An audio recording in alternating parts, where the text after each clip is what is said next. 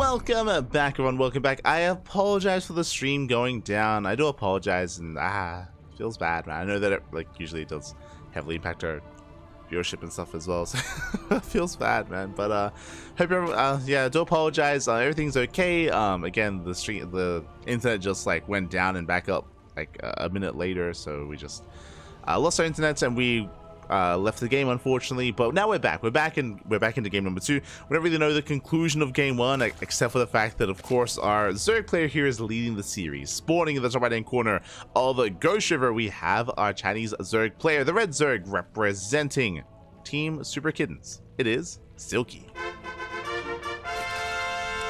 And in the top left-hand corner, we have the American Terran player, the Blue Terran, representing Sidestorm Gaming. It is Epic.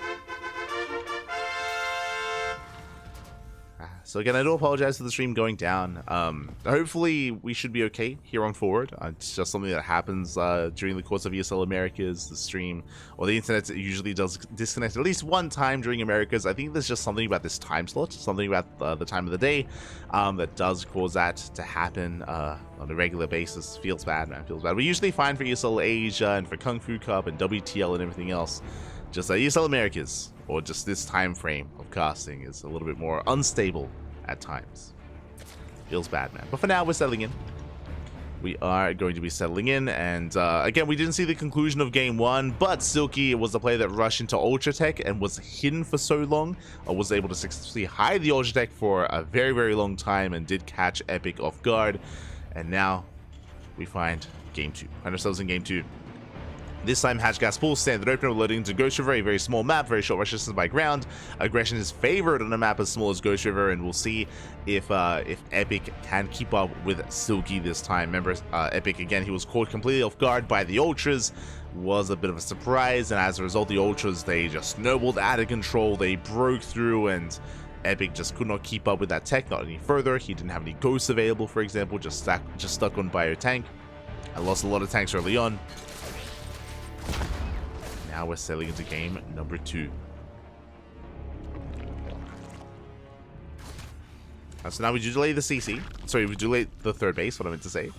The third hatchery is going to be delayed. No, we do not deny the gas geyser. Whew. Drone does survive. We contain Silky to 2 bases for at least a little bit longer. Even going for an eBay block. Oh my god. The SV is going to be killed, unfortunately, but we do deny the third base. This is the power of Ghost River. For those that are curious, you can't take a third. Or I should say, there's only one third base option here in general. So Silky, he has to take this base. He cannot expand elsewhere. And we'll force a cancel and we'll finally expand. Forced to invest into additional queens. To further army. Epic does confirm it's not a 2 base all-in. Does confirm the third base is still being taken, despite how late it is. And a pretty strong start here for Epic. Back at home, settling into his own 3cc 111. This time not having to deal with any early ling aggression. If you remember last game, Silky did manage to catch so many SCVs early on with our initial 8 lings, which did set Epic behind. I'm just checking out our streams, making sure everything's okay. Okay, we're good, we're good. Everything is okay. Silky is rushing into a fast lair. Oh my god. Okay. you have my attention. Fast lair here from Silky. Now with the fast lair, we can head into a Ling Queen Nidus all in. We can head towards... we shouldn't be going 2-base Muta on this map. But something more aggressive here on the horizon for Silky. No Roach Warren. Not yet. Just Queens and Lings. And just Queens and Lings are amassing.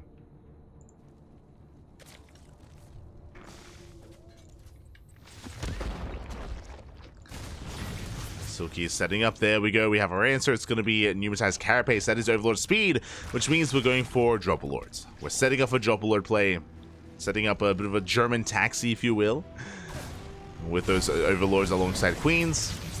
So it's going to be a Ling Queen Drop Lord all in here from Silky. All or nothing. Back at home, Epic taking his third base, getting to his Hellions. Banshees are on the horizon, but alas has not confirmed the all-in. Does know what's coming. Not yet. Hellions, they do dip on the ramp. They do dip in. Lings are coming for the surround. They collapse in the army. First heli does fall. Nice positioning though. Oh my god, so many Lings get roasted. So many Lings fall. And I believe we barely caught wind of those drop lords. We should be getting ready back at home. We're fully walling up. Lings, they catch reinforcements. And here comes that all in. Epic not quite ready, not quite in position as we can just go over the wall. The wall, it means nothing. Not against this army. As we do drop over. And we get over to the other side of the wall. We can spread creep. We can, of course, drop that creep with the overlords. Lings flooding across the map. Queens, they take control of the natural. And we do have a Banshee, but the Banshee cannot touch this. Cloak is not done. Yeah, we didn't research Cloak. Banshees are vulnerable. We drop into the main as well. We deny any kind of mining. SCVs are going down. So much economic damage. Workers are falling left and right. Queens, they pop off, and it looks like we have too much. GG gets called. Silky forced into a delayed third, forced into an all-in, and unfortunately, Epic wasn't able to see it coming ahead of time. GG, Silky does take the 2-0.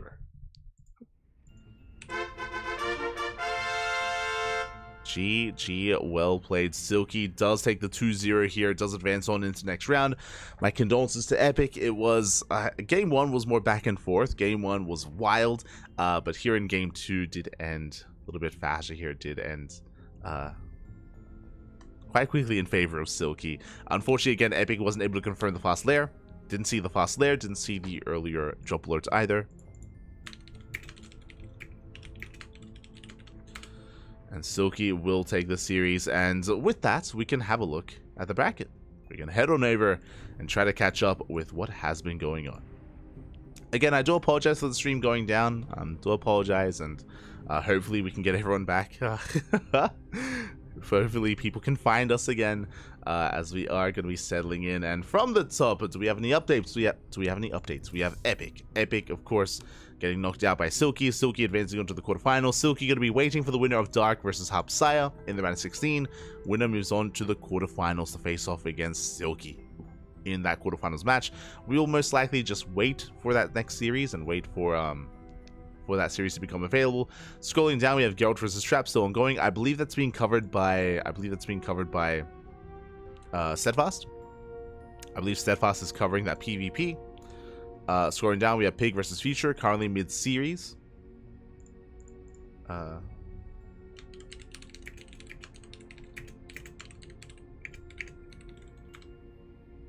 Oh wait, we just got an update. Future did take down Pig 2-0, and Future advances on to the quarterfinals, where he's waiting for the winner of Geralt versus Trap.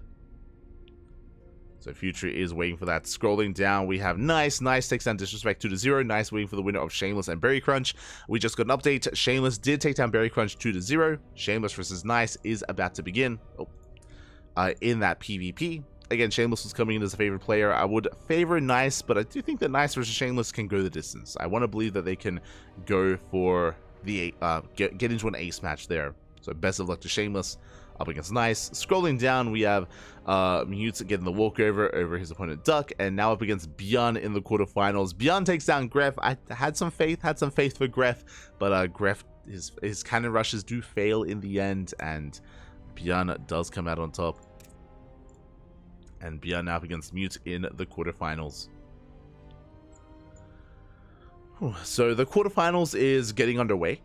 At this point, and I guess we're going to be going on a short break. We're going to be waiting for Dark versus Upside to finish up, and then we can follow that into the quarterfinals, then we'll follow that into the semis. Future, likewise, also just lying in wait for Trap versus Geralt. Quickly checking, because again, I know that Steadfast was covering that series, and it looks like he's in the ace match. Okay, they're about to wrap up. Trap versus Geralt, they're currently in game number 3.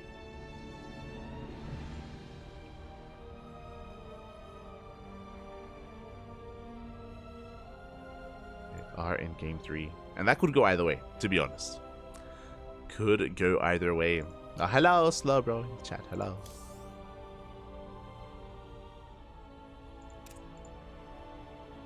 Hello, back. But yeah, I guess for now the plan is to wait. The plan is to go on a short break, and yeah, we'll just wait until Dark vs. Upside does open up. I mean, we could jump in mid-series, maybe into game 2, maybe into game 3, or we'll just follow into Silky. That is the plan. is the plan. Until then, take this moment to hydrate yourselves, get some water, get some snacks, get some food, and we'll see you guys soon with some more StarCraft. See you soon.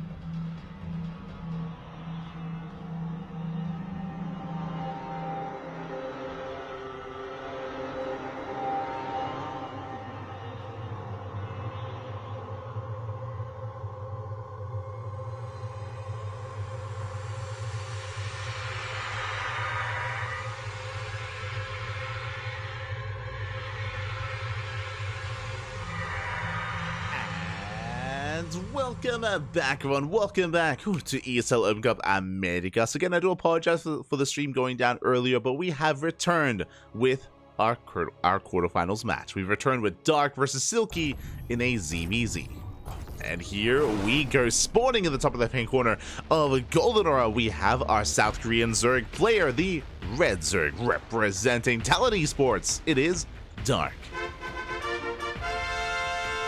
And spawning in the bottom right-hand corner, we have the Chinese Zerg player, the Blue Zerg, representing Team Super Kitty. It is Silky. What a team. Let's go. So earlier, of course, I did broadcast, I did cover Silky versus Epic. Silky was able to bring him down with an all-in game 2 and with a wild ultra rush in game number 1. Before that, we were following Epic versus series against Ninja, and Ninja in the earlier rounds as well. We were able to feature those NA players, but now we're settling into the upper echelons of the bracket. And the winner of this series advances on to the semifinals to face off against the winner of Geralt versus Future. I believe they're currently mid-series, and Geralt did bring Trap down. Trap has been eliminated from the tournament in a crazy turn of events and a crazy upset. Went all the way to the ace match against Geralt, and Geralt did bring Trap down in a longer macro game. So very impressive play there by Geralt, the Polish Protoss player. But for now, we're focusing on our ZVZ. Focusing on our first matchup here. For now, Hatch Gas Pool. Standard opener by Silky. Standard opener by Dark. We're settling in, and if you're in the chat, predictions are open. Place your bets on who you believe will make it to those semifinals. I mean, Dark is the heavy favorite, true, but Silky is a wild card. Silky is very cheesy, very aggressive. He can cause upsets. Not saying that he will, but he has a chance. Definitely has it in him here to bring a player like Dark down. So best of luck in the chat. For now, though, we're settling in. We're just going to be joining up. Again, standard openers all around. Overlords are moving out, getting in position to scout any kind of crazy move outs. And again, we're just going to be chilling our way into the early game here in towards the mid game. We'll see if either player skips their Bailey Nest. We'll see if either player stays on 2 bases and goes 2-base Roach. That is, of course, a valid option here for our players on Golden Aura. But for the most part, we should be expanding. As our initial Lings are moving out. We do have our Ling Scout from Dark. Silky keeps his Lings back at home instead. Interesting. Going for our expansion, going for the 3rd base. Lings are in position. And Silky is settling into his 3rd hatchery. And so is Dark. So both players expand, which means both players should be throwing down Bailey Nest. There we go. Bailey Nest is now on the way for Silky and Dark. We do have our gas follow-ups.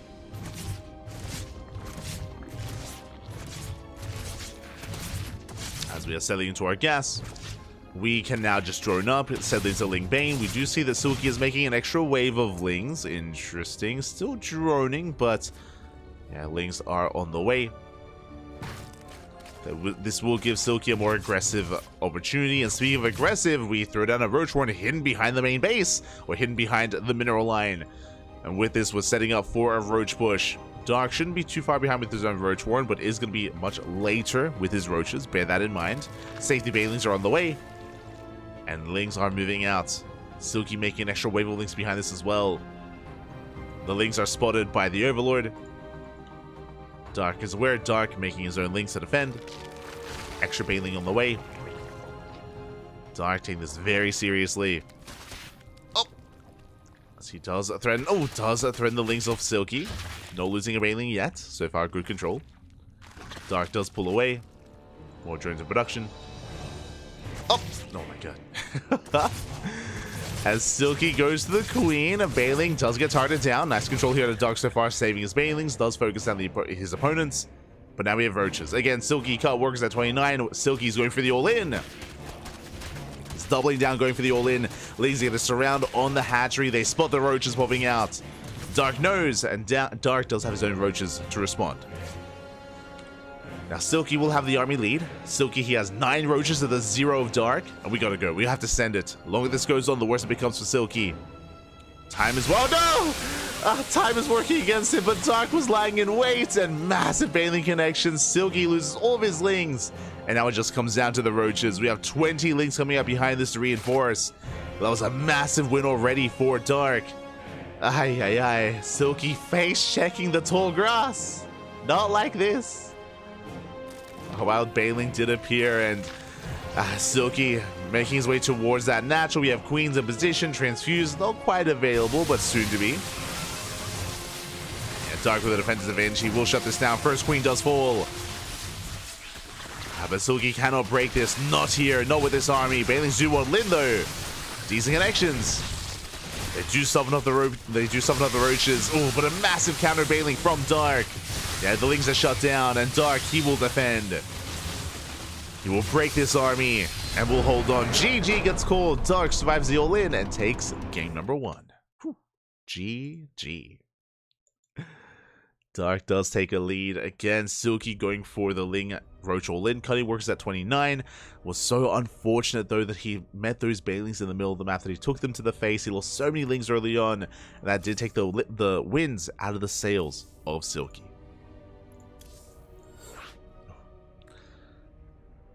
Did stifle him already. And with that, we're getting into game number 2. We're getting ready for the remainder of this series. Silky is up against the wall. He's currently down against Dark, but I want to believe he can bounce back. Do want to believe. As game 2 is going to be on Amphion. Let's go. Let us go. Amphion, known for its 2-base play as well, bear that in mind. Thanks to the ramp leading into the natural, it is much safer to get into 2 bases, delay the 3rd, and wall up, go into roaches, maybe 2-base muta. That is viable here for our players, both Silky and Dark. And we'll see what we embrace. We'll see what we head into. As again, our ZVZ is going to be a little bit faster here, I'm sure, than some of the other series. That also means that we're going to be able to catch some of those series later on as well. We might be able to catch the tail end of Future versus Geralt, especially if they're still in Game 1. Might be able to catch them. Meanwhile, I think we have some other updates as well. Let's quickly double check, as our players, they need a moment. Asking for a moment here. Looks like, yes, we have all the quarterfinals matches lined up for us. They're all facing off. And I believe our English casters are spreading out. I believe Steadfast has the Geralt series, and we have our Dark series. And I'm sure Bjorn is being casted somewhere. I'm sure. I hope so. There's also a Dave Tester and Pig also out there covering their matches. But here we go, spawning in the bottom left-hand corner of Amphion, we have our South Korean Zerg player, the Red Zerg, representing Talon Esports, leading the series 1-0. It is Dark. And spawning in the top left-hand corner, we have his opponent. We have the Chinese Zerg player, the Blue Zerg, representing Team Super Kitty. It is Silky. Let's go. Let us go as we are settling in. Again, I'm pretty sure this team was made to compete in the Chinese Team League. That's usually how it goes. I'll actually look into it here. There has to be some kind of story behind this. Did PCEC rename? That would be interesting.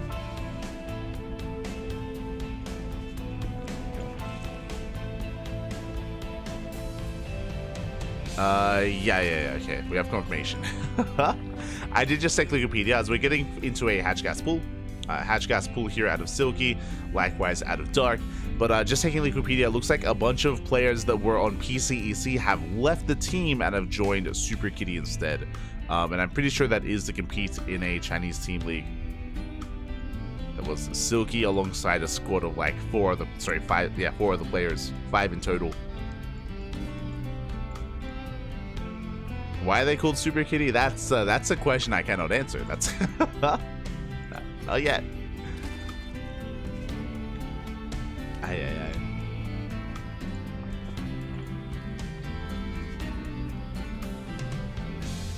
But now we're going to be settling in. Now, what I was referring to earlier when it comes to two-base play is because of this. We do have a ramp coming into the natural. This is a unique feature. This is seen on maps like Amphion, like maps like, oh my god, we're walling up. I've been talking about two-base play. okay, calm down. We pull away.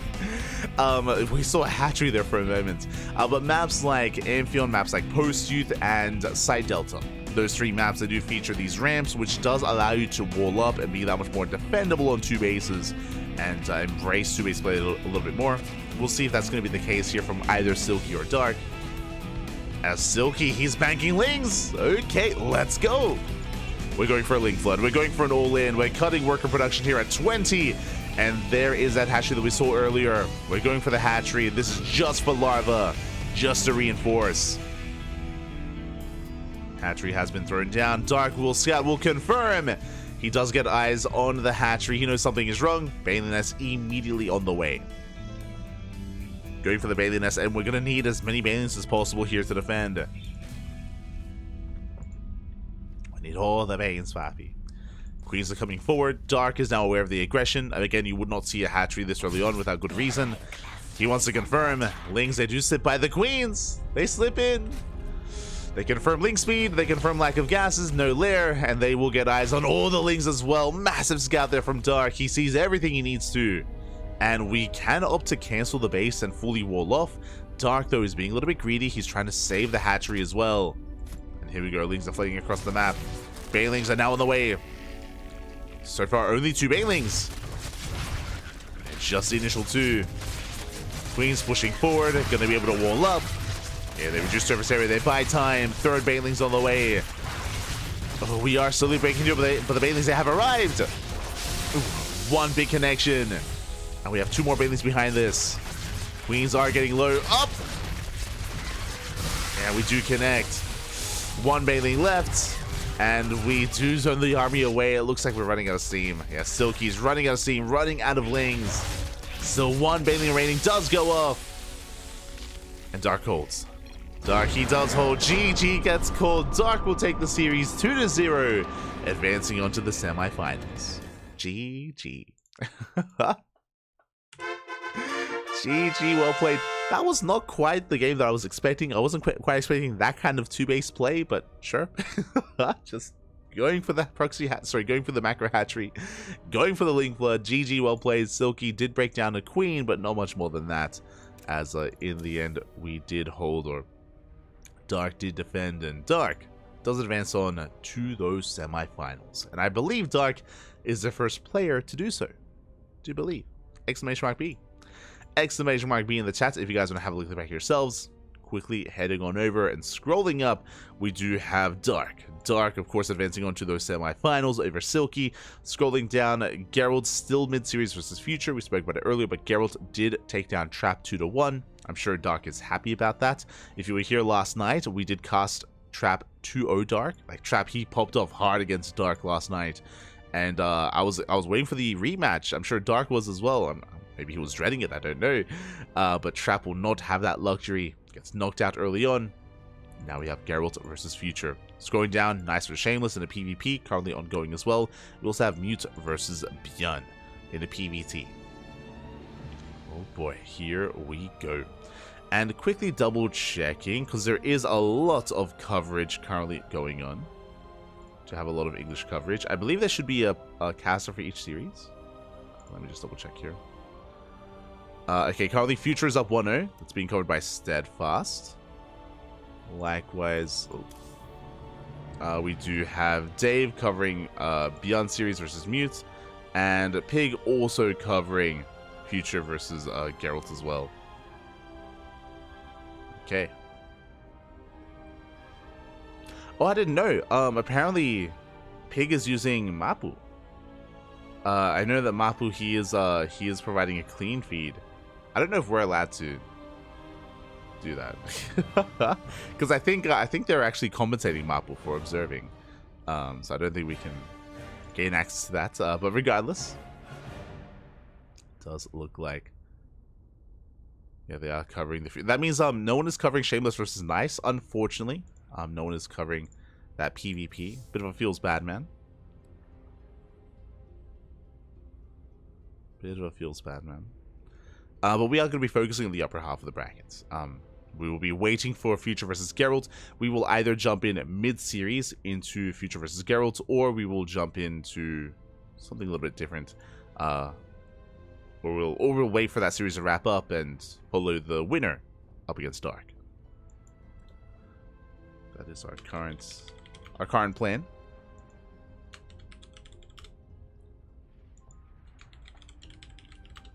And you know that means we have some downtime. Does mean we have some downtime.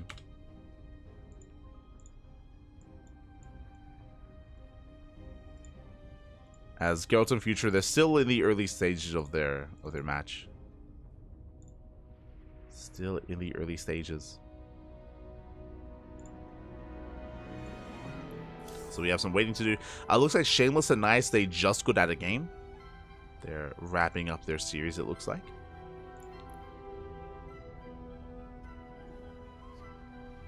But yeah, I guess our current plan is to just go on a break. Go on a small break. We'll wait and see what Future and Geralt do provide us, whether an ace match or the semifinals. And yeah, we'll just be following that instead. So for now, take this moment, get some...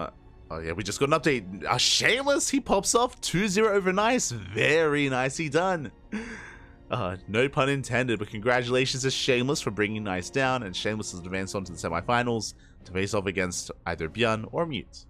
So GG. GG, well played, Shameless. Well played. Well played. Young up-and-comer in the European region. But yeah, we're going to be going on a short break. When we return, we will have our next series. See you guys soon.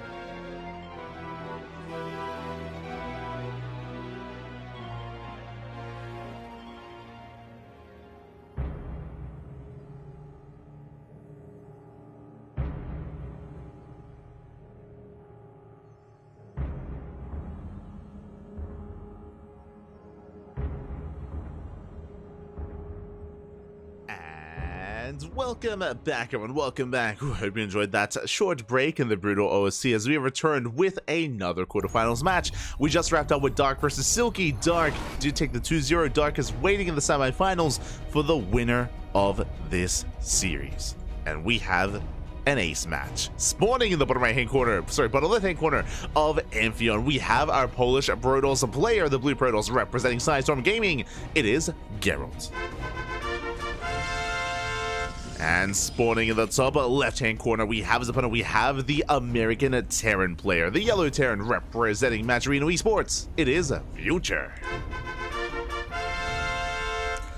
Okay, we missed out on Game 1 and Game 2 as we were in the middle of our own series, our own ZVZ, with Dark and Silky, of course. And now we're jumping into the ace match to determine who faces off against Dark. Will it be Terran or Protoss, Future or Geralt? Up to you to decide, as predictions are open in the chat. Place your bets on who you believe will take this best of one. Oh boy, the pressure is on. And I'm curious to see how this does unfold. If you were able to catch some of this series yourself, then let us know what did occur. Let us know how it did play out. I would love to know. You can give us a little bit of insight as what happened in Game 1 and in Game number 2. As for the time being, we are settling in. It is going to be a single gas opener at a Future, so it's going to be a Rax into expansion, more economic build from our Terran player. Is going to be a more economic build here by Future. Meanwhile, Geralt across the map, just getting into his own Engage Cyber Expand, standard opener out of Geralt, economic opener out of Future. So we're just settling in, we're calming things down, and getting into our would-be mid-game. No early game aggression yet. As there we go, the CC is thrown down. Geralt is just being a bit of an annoyance, is going to delay for as long as he can. As long as possible. Behind this Future, we'll see if he goes for a factory or a Rax. There we go, we're going for a second Rax. Let's go! That's a second Rax on the way, and I would not be surprised if we throw in a third Rax as well. This looks like the beginnings of a 3 Rax. Looks like 3 Rax Mass Marine here from Future. We'll keep an eye on him to see if that's the case, and we'll see if we throw down a third Rax. Back at home, Geralt just settling in and just being an annoyance, but the probe, is found! We shut down the probe. That means no scout, no vision for Geralt, and Future can freely go into that factory. Okay. Different build. Not 3-Rax Marine, but this is a 2-1-1. This is a straight up 2-1-1. This looks like the beginning of a 2-base all-in. Doesn't have to be an all-in, but an aggressive follow-up nonetheless. With this, the starport is delayed. Medivacs are delayed in favor of Mass Marine and a Stim timing. We should be seeing a Tech Lab on this Rax for Stim to work towards that bio push. And there it is. There's the Tech Lab for Stim. So a very strong Stim timing on the way here for Future. Behind this, Reaper dives in, gets a probe, not bad. One probe does go down. Ooh, and we do shut the Reaper down at least before seeing any tech, as no tech has been thrown down. Keeping eyes on Geralt. What Adept does shade in. Adept makes its way through into the main base. One Marine goes down, but we do not get a full scout though. Not quite, as Zealot has arrived yet. We waddle into the main base. The Adept survives, and we get a full scout of the main. We get eyes on the Rags. We see everything we need to. Twilight Council's on the way. Very safe follow-up out of Geralt, working towards Blink. Applying pressure, getting an SCV, getting a Marine, denying mining time.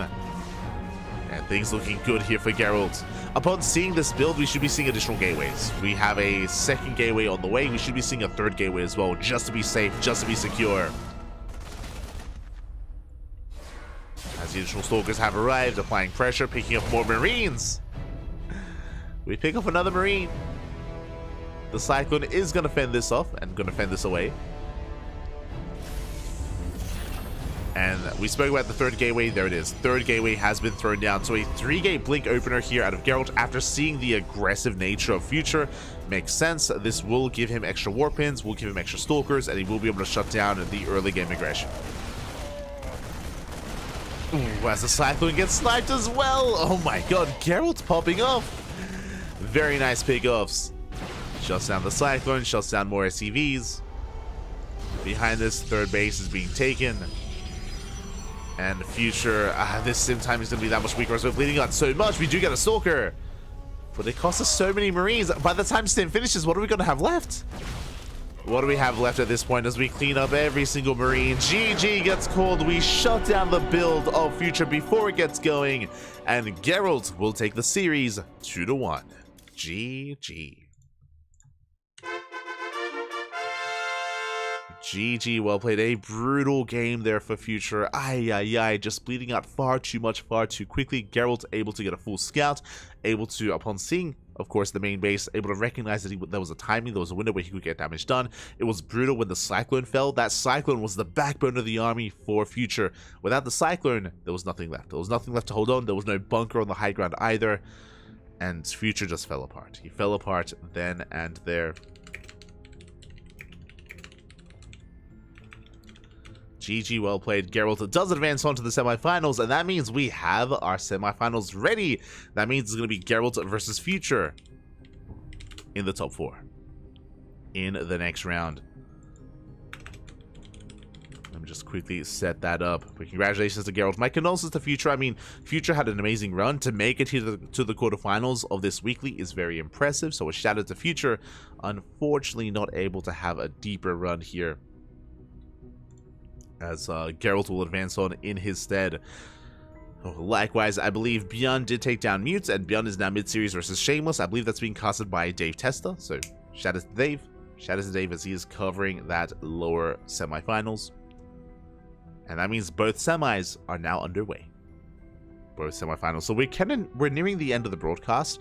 Most likely, I mean, Dark versus Geralt is coming up next. After that series, the grand finals, right? We have 2 series left.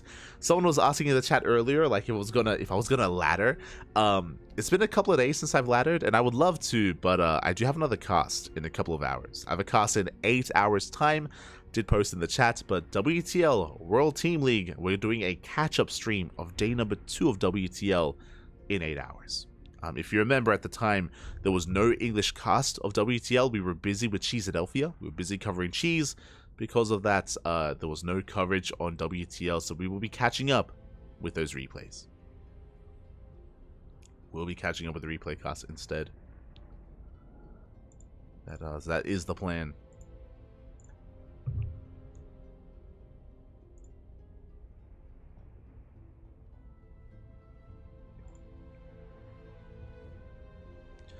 So, yeah, that's going to be in 8 hours' time.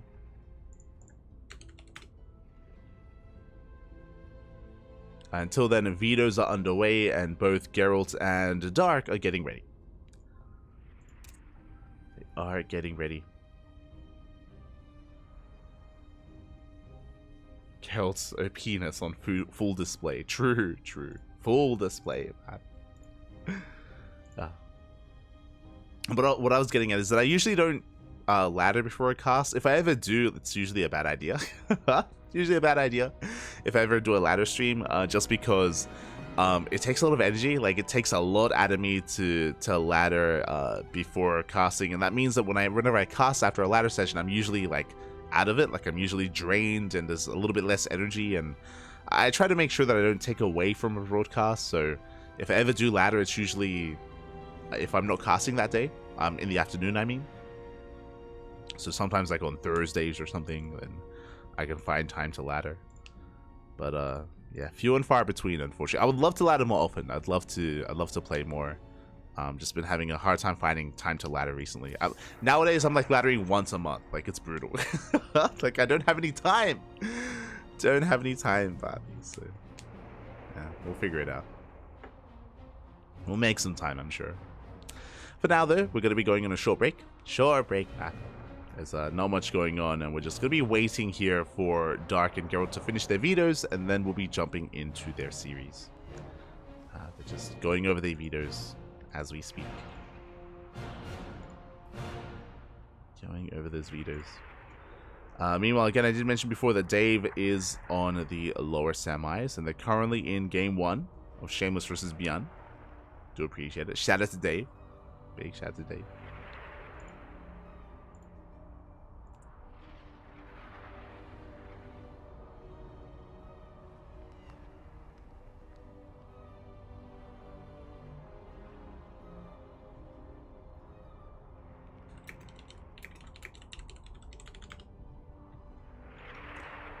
And for now, we're going to be going on that short break, so see you soon. See you soon.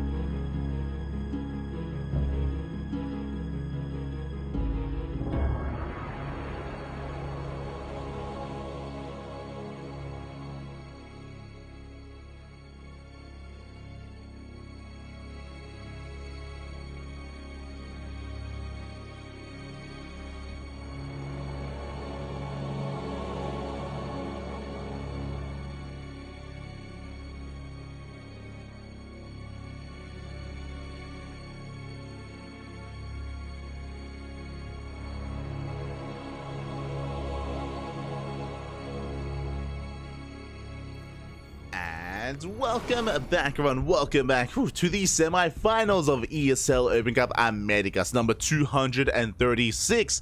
It's been an intense broadcast already here. Many players have risen, many players have fallen, and now we have 4 players left. We have Bjorn, Shameless, and these 2 players as well, our Zerg and our Protoss. And spawning in the bottom right-hand corner of Oceanborn, we have our South Korean Zerg player, the Red Zerg, representing Talon Esports. It is Dark.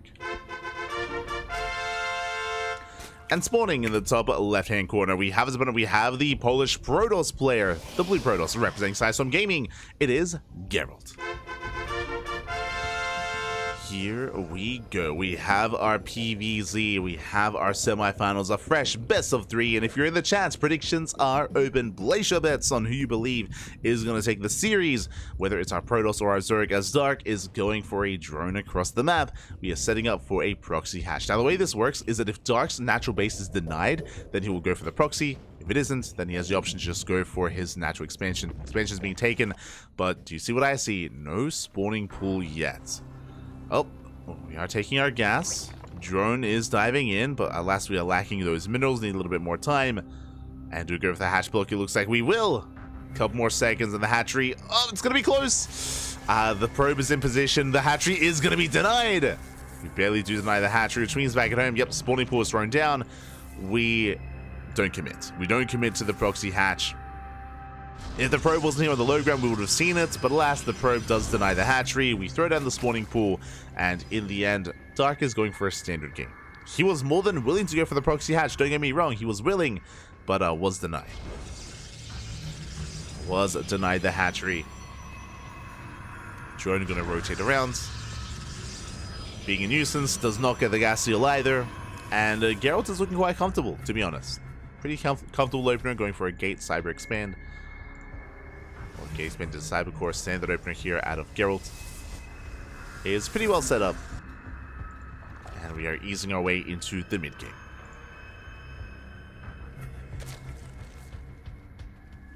We are easing our way in.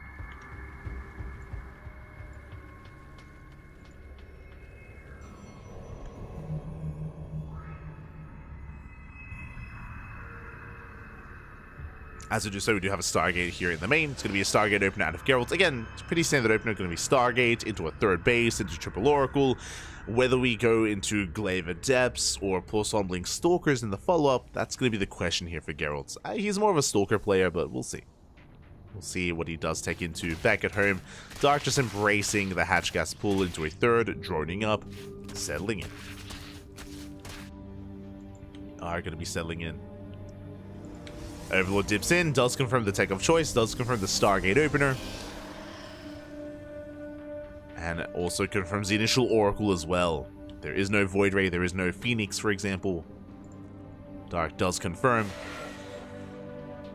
Depths will dip in. We'll threaten the shade towards the main. But not much more than that. We have plenty of links to keep up. And we will shut Geralt down. We'll shut him down. Back at home, we're expanding. As we expand, that's what we're going to be keeping an eye out for the tech, to see if we throw down a Twilight Council and additional gateways, to see if we cut Oracles at 2. So our eyes are going to be peeled here, just because Glaive Adepts have been very trendy as of late. Very trendy. Especially amongst the Korean Protoss players. I'm loving the pylon here to protect the probe. But Lings are in position and we will delay the expansion. Third base is delayed by a couple of seconds. Lings dive in. Try to force a cancel, but we are in position. Meanwhile, across the map, Oracle goes for the mineral line, but Queens are lying in wait. Dark does defend, does affect the Oracle. Oracle is deflected. We do get some larva at the third, just larva. Nothing too major. Denying some of those would-be drones. As Dark does rotate over with the Queens.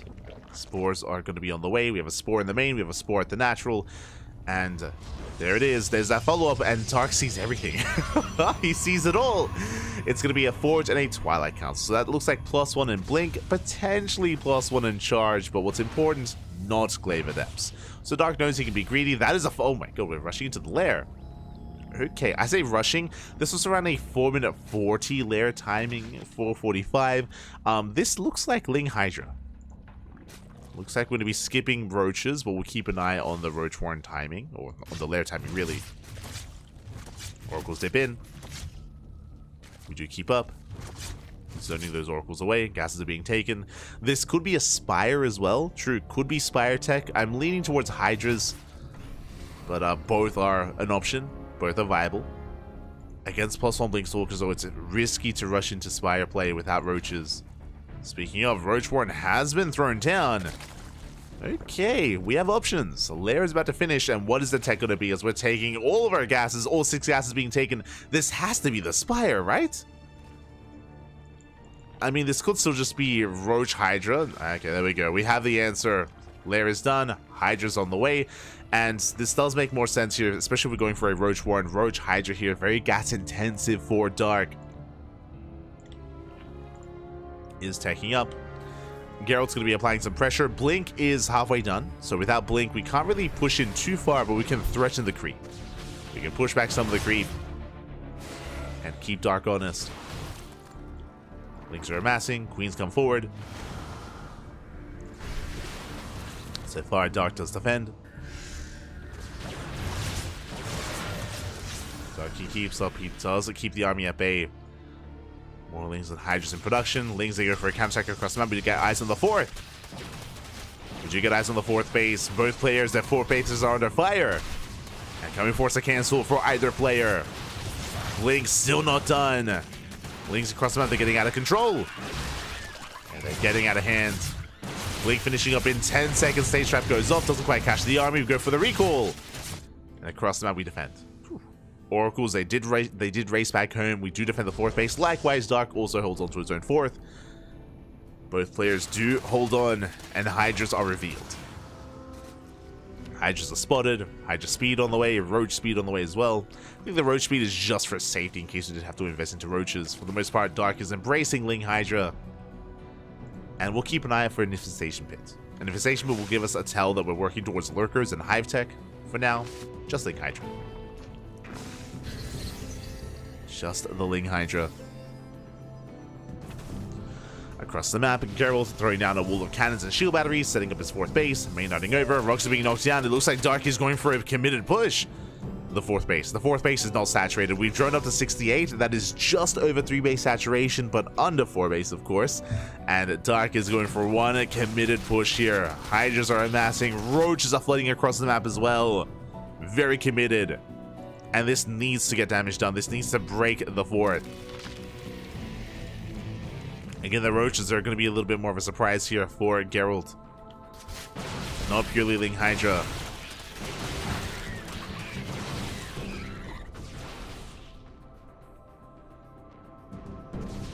+2 ranges on the way. We're rallying across the map. Again, no further tech available, no further economy. It's all or nothing for Dark. Stasis Trap does pop off. Nice force fields. We have Ravagers. Do you have those Ravagers? There's a secondary Stasis Trap. Do we get eyes on it? We don't! Not a bad connection. We catch some Hydras as well. Dark trying to break through, trying to force back the army. We have shield batteries. We're pulling back to shield batteries. Stasis Traps are running out. Nice blink so far. Out of Geralt does pull away to the fort. But we zone the army away and we dive on the third base. We catch one Robo. Zealots are morphing in. Dark getting surrounded. The Stalkers, they're getting on top of the Roaches. Roaches are going down. The Hydra's looking that much more exposed. It looks like we will bring down the second Robo just barely. Second Robo does fall. Still rallying Lings across the map. But Dark has still not dealt any economic damage. Denied the Robos, but not much more than that. And Geralt is holding. 3 probes have gone down. We're getting to the mineral line. So far, yeah, Geralt, he's cleaning this up. He's catching Hydras. Expensive losses there for Dark. But it looks like finally he gets into the mineral line. Finally, probes are falling. Yeah, we have broken the third. 14, 16, 17 probes going down. Ay, ay, ay. Geralt was holding very nicely until now. Until now, so he loses every single worker at that third. And the damage has been done. Geralt trying to keep up. We have +3 on the way. We're bleeding out too many Stalkers. If we had the Robos, if we had Immortals coming in, Colossus, or any other, any other supportive units, maybe we hold, but not anymore. As Dark barely breaks the third. And now we rotate over towards the natural. And finally down the Cybercore. Cybercore goes down. No more Stalkers. What you see is what you get. Stalkers are getting caught out by the Hydras. Trading decently well here, but we lose almost every single Stalker. And Dark is pushing into the natural. He's going for the kill. Going in for the kill with the essentially 3 base all in. GG gets called, and Dark will take a lead in this series. GG. GG, well played. Dark does take a lead. It was close though. Geralt, he almost held on. It was impressive how well he was blinking back, how well he was able to spread out his army and get his side defense up and running. Unfortunately, his third base was exposed. The third base was vulnerable, and Dark was able to shut down not just one, but both robotics facilities. On top of that, he was able to get into the mineral line as well and cripple the economy, break the third, and it all snowballed from there. The dominoes started falling one after the other. Congratulations, Dark takes the lead, but what I will say is that Geralt, he almost did defend, and he wasn't looking too bad in that game, in that series. I want to believe we can bounce back, but the pressure is on. The pressure is now on. We're getting into Game 2 on Ghost River. Here we go. Ghost River is coming up next.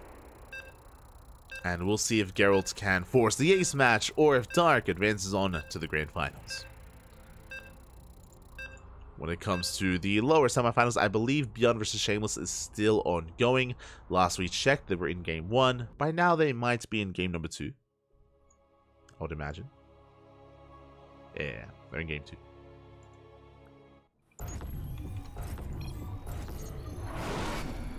Here we go. Spawning in the top right-hand corner. In the top right-hand corner of Ghost River, we have the South Korean Zerg player. The Red Zerg representing Talon Esports. It is Dark.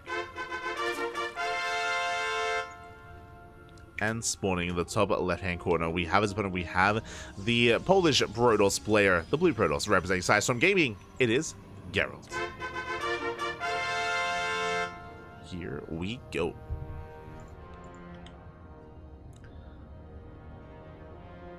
Geralt down in this best of 3. See if we can bounce back. Probe moves out. We'll force the unnatural natural. We'll force out a bit of an awkward expansion pattern here out of Dark. And this time he does not go across the map. This time he does not threaten a proxy hatch or a hatch block. So much more standard opener this time. Much more passive between our players, between Dark. Really more than anything. We can see Geralt go for the pylon block. You may be thinking, like, is this necessary? Well, it's hello, Dark. Spazzing out with that Overlord. But when it comes to Dark, it is not uncommon for him to hide a drone and come in to expand anyway. So Geralt is aware of that. That's why we have the pylon block, just in case. Geralt just making sure that Dark didn't pull a fast one on him. We saw that last game where Dark was hiding the drone.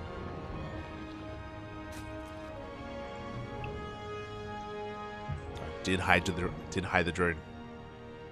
But now, gain expanded to Cybercore, save that opener. We are easing our way in.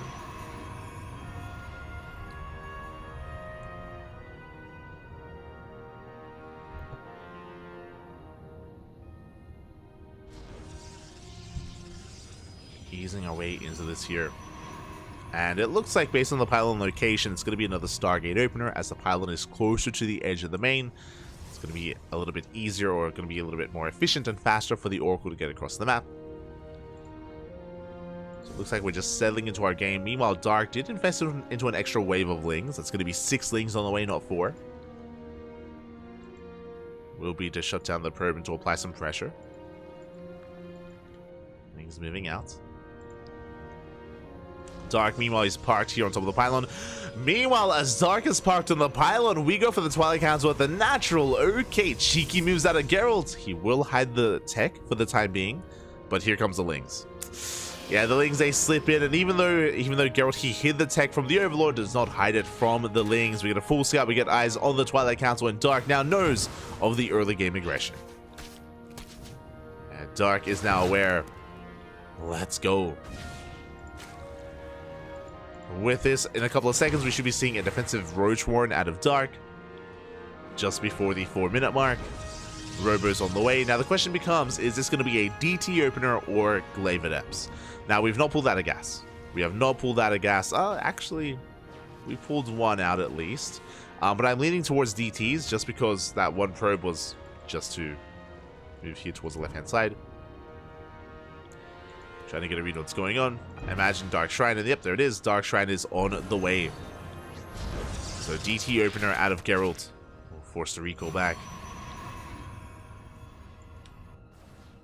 Alas, Dark does not confirm. Doesn't get eyes on the researching Twilight Council, whether it's researching or not. Likewise, doesn't get eyes on the follow-up tech in the main. But for the most part, Dark should be aware enough to play safe. And there it is. Roach Warren has been thrown down just before 4 minutes. Very safe timing. No spores yet, but we should be seeing some safety spores soon. The thing is that if Dark believes it's Glaive Adepts, then he's going to be skipping them. But there we go. He plays it safe. We have a spore here at the 3rd and a spore at the natural. It's a very safe play here by Dark.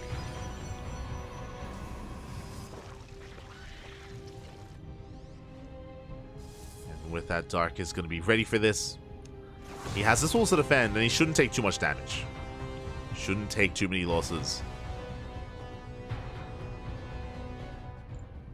So we go. The Prism makes his way across the map. Lair already in production. We have a 3rd spore in the main. So spore in every single mineral line. Ready to defend from every single angle. DTs are going to be morphed in. At the same time, Lings, they get across the map, they threaten the 3rd. DTs are called out. Yeah, Queens, they shut down the first one, and they force back the 2nd. 3rd base is denied. Dark, he's all over this. Going for the Stalker. No shield battery. Stalker is going to go down. Oh, massive pickoff. We get the Stalker. We deny the DTs. Geralt will expand, but he's stuck at home. You know, this opener that was designed to be aggressive, this opener that was designed to get damage done across the map, it gets no damage. And now we're stuck back at home. We're stuck at home, and Dark flooding Moorlings across the map. He wants that expansion. He wants the third, doesn't quite go for it. He's going to lie in wait. Behind this, we have a Bay on the way. Interesting. Geralt's most likely going to be working towards Disruptors. We have access to Colossus, of course, but high risk, high reward. May as well make use of that War Prism. We'll see what we go for.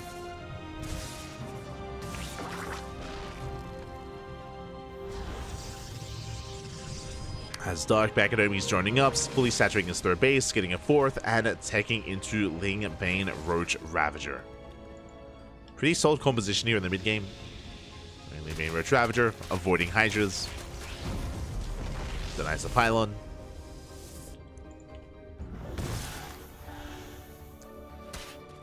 Does deny the pylon.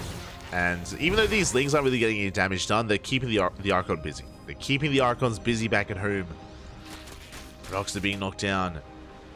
Roaches are amassing. There are those Disruptors that we spoke about. Disruptors are on the way alongside War Prism speed.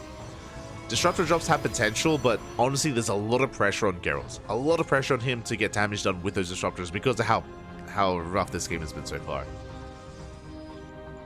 Has been a rough game for Geralt. Not impossible to come back from, but going to be difficult. It's going to be difficult here.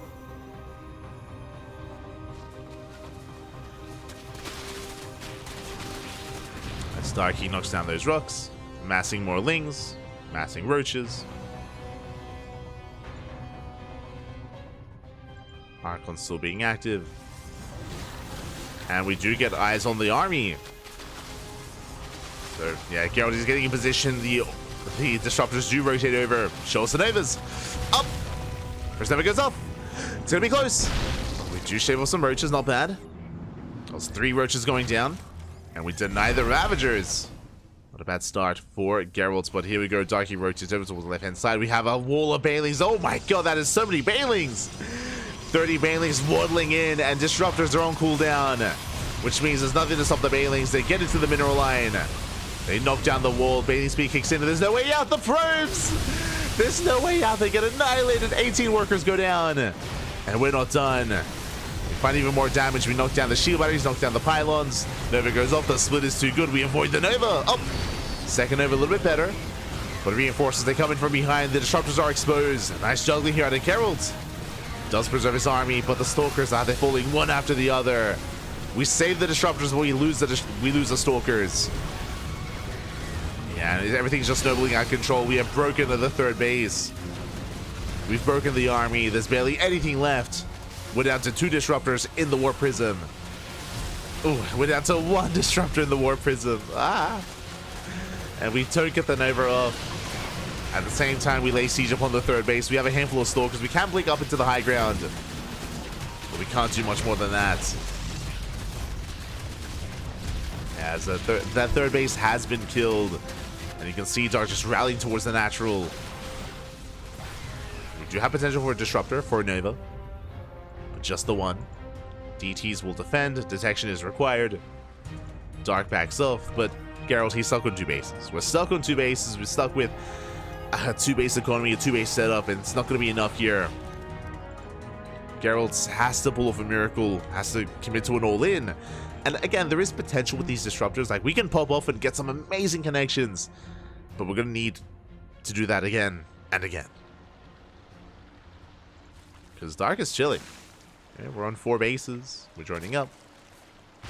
We don't have the highest worker count, and we don't have a 5th base, true. Dark's economy isn't amazing, but it's good enough. Is the reality here. Is the reality. It is good enough at this point. Warping an additional Dark Templar. No detection. Never mind. Overseers have arrived. We shut down all 3 DTs. And we're keeping up with the drop play. Oh, never goes off. Doesn't connect. Barely does not connect. Forced to pick up. Ooh. Failing run by gets denied across the map. We do defend. We save the disruptor. Just barely.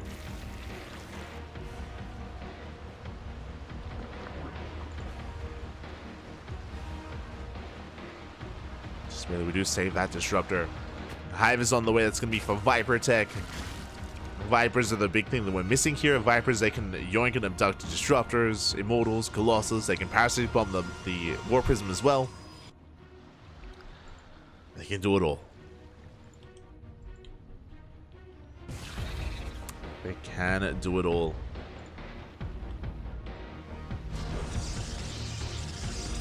As we can see, Geralt's attempting to stabilize. Stabilizing here on 3 bases. But the supply, this time, does not lie, as Dark is maxed. Dark is maxed out and there's nothing holding him back. We have a Drop Lord towards the natural, and of course Ling Roach towards the left-hand side. We are collapsing in. And the Banelings! Delayed reaction. 6 probes go down. Now we can focus on our push.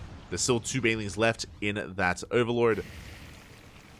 So we can go for another drop. Stark is focusing on his main push. Nova's going up. Takes down 2 Lings. Another Nova looks like does connect. Not a bad connection. Banelings are being shut down, but here comes the rest of the army. We collapse on the disruptors. We collapse on the colossus. There's no way out of this. We can juggle as much as we can, but there's just not enough supply here for the Protoss. Meanwhile, the drop comes back in. 4 more probes go down. And there's only so much Geralt can do to stop the tide of Zerg. The Swarm is here. The Swarm has arrived. We shut down the Colossus. Doesn't escape. Doesn't get away. And Dark is going to make another finals run here. Last night he was denied that, but here he is. GG gets called. Dark takes the 2-0 and advances on to the grand finals. GG. GG, well played. Again, a really rough game number 2 here for Geralt. Winding it back, if you remember, Geralt, he opened up DT, and the Dark Templar did nothing. We were ready for it. We had detection. We were able to be aggressive with Lings across the map and get damage done there as well. Dark just completely shut down the opener of Geralt, and it was an uphill battle from there. Game number 1 was a little bit more back and forth, where Dark went for a 3-base all-in, and Geralt barely didn't survive. He barely didn't hold on. Oh.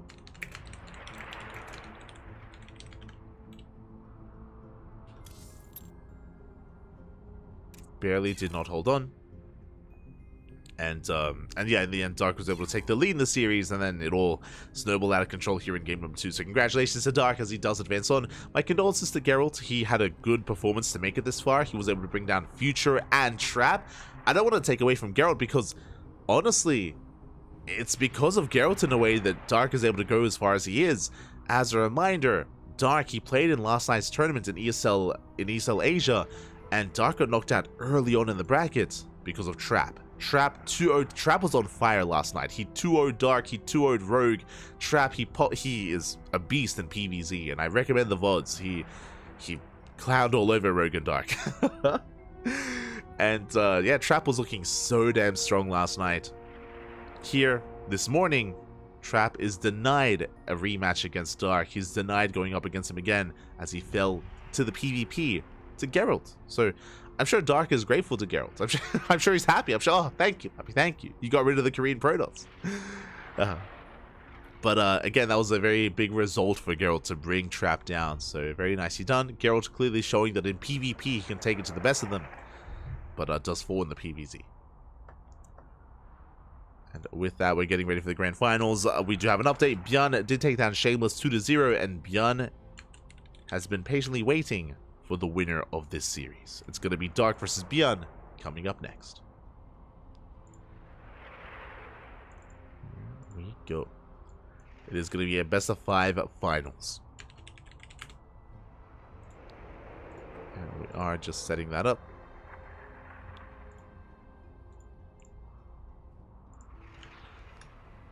I believe chat is catching up as well, so we can handle those payouts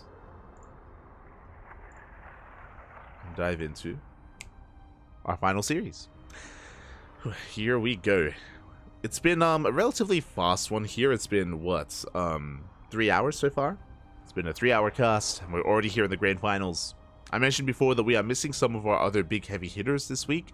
There is no Clem and there's no MaxPax. They were here last week. At least Clem was here last week, but MaxPax has been absent these past couple of weeks, which is a little bit unfortunate. I think he's been active in ESL Europe, but not in ESL Americas. So hopefully we see the return of MaxPax momentarily. Hope we see him in the coming weeks. Especially because MaxPax isn't playing in EWC, right? Like, he's not playing in Esports World Cup, so there's no reason for MaxPax not to play in these online weeklies. No reason not to play. As it looks like the vetoes are done, and we're getting ready for those finals. Predictions will soon be ready in the chat, so you can place your bets on who you think will be our champion this week. Will it be Dark or Björn? Up to you. Up to you to make that decision to place your bets and to commit to either the Zerg or the Terran.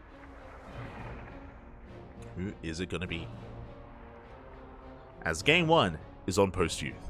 Again, because it's the best of 5, we have less vetoes, which means we can embrace some of these other quirkier maps that we usually skip, that we usually don't see. So I do appreciate it. You're going to hear the beeps. We're loading in game number 1. Oh boy. Best of luck. Best of luck in the chat. With your gamba, papi.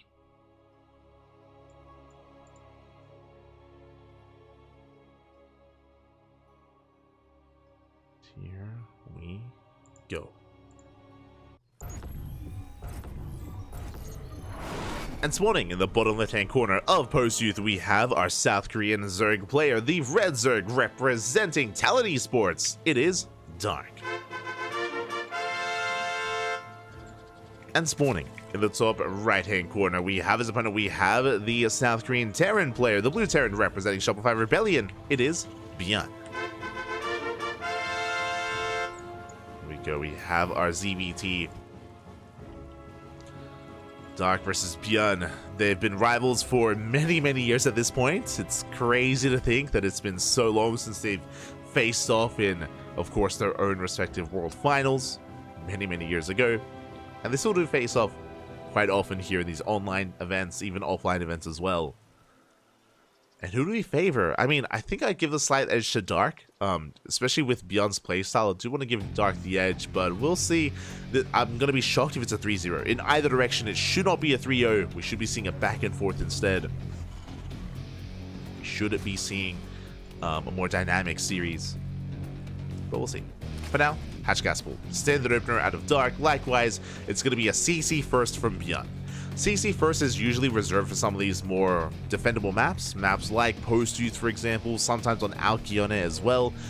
Just because you can cut corners and be greedy, and you most likely won't be punished.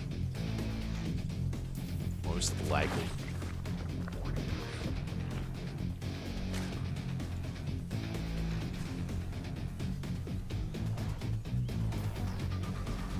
There we go, we do have our setup. With this, it could just be a CC first into a third CC before even Factory or before even second Rex. I'm curious how greedy Björn wants to be. We used to see a lot of greed on Gressvan. I mean, Gressvan was more of the extreme just because of how defendable it was on 3 bases because of the pocket third. It was just a wild map. It was it was nonsense. Nonsense, Bobby, nonsense.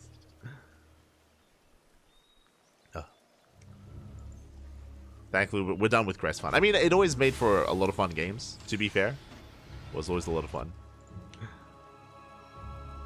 As we are settling in. And yeah, we're going for the Factory after that Rax. Not going for a Gigapass third. Meanwhile, Dark back at home, happily just droning up, main-lighting over towards the rich gold minerals. Being as efficient as possible and going for his own third base. So a very standard opener here by Dark. Likewise, a bit of a greedier opener here out of Björn. And we should be seeing a third CC before Starport. Keep an eye on this SCV. There we go. Third CC has been thrown down. So again, just greedy start into an economic follow-up. We're just kind of cutting corners early on and getting all the way into the mid. We're just rushing towards the mid game here, essentially, from both players. Bearing in mind as well, there are goal bases that you can take advantage of as well. So wouldn't be surprised if Dark does try to take the gold as his 4th. And that's going to be the point of contention here in the coming minutes. Is whether Dark can establish a 4th base. If it gets across the map, dancing with the Lings, will threaten the Creep Tumor. Threaten it, but not much more. Meanwhile, back at home, we have our 1-1-1. Tech Club about to finish up. Do we go for the add-on swap? That's the question. Do we go Banshee? The answer is no. We don't go for the add-on swap. We have a Viking first from Bjorn to shut down the Overlord, working towards Stim. It'll be a more bio-heavy composition. We will prioritize Stim instead.